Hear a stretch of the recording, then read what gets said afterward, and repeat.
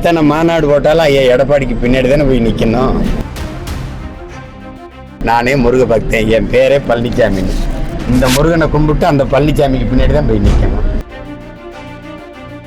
பாஜக நடத்துகிற முருகர் மாநாட்டில் யோகி ஆதித்யநாத் கலந்துக்கிறதா சொல்லி இருக்கிறாங்க சார், அது எப்படி வரவேற்கிறீங்க?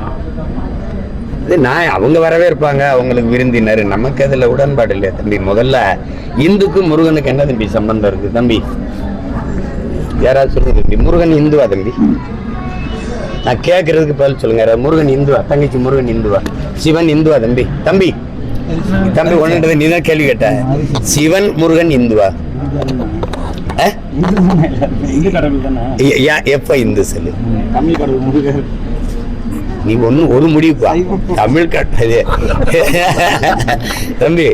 கூட்டு, பொரியல், அவியல், சோறு, சாம்பார் எல்லாம் சேர்த்து சாப்பாடுன்ற மாதிரி வெள்ளைக்காரன் இந்துன்னு ஆகிட்டான். ஏன் முருகனுக்கும் சிவனுக்கும் தெரியுமா அவன் இந்துன்னு?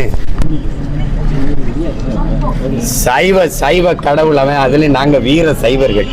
உங்களுக்கு இப்போதைக்கு அரசியல் இல்லை, என்ன செய்யறதுன்னு தெரியல. ஒவ்வொரு மாநிலத்துக்கும் ஒவ்வொருத்தரை தூக்குனீங்க. இப்போ எங்கள்கிட்ட எங்கள் இறையை எடுத்து வள்ளுவனுக்கு காவியை போட்டு பார்த்தி அது எடுபடல. இப்போ வேலை தூக்கி பார்க்குறீங்க. ஏதோ ஒன்று உங்களுக்கு போடுறீங்க. இந்து மாநாடு போட்டு அந்த வாக்கை எத்தனை மாநாடு போட்டாலும் ஐயா எடப்பாடிக்கு பின்னாடி தானே போய் நிற்கணும். என்ன தங்கச்சி? அவரே சொல்றாரு, நானே முருக பக்தன், என் பேரே பழனிசாமின்னு.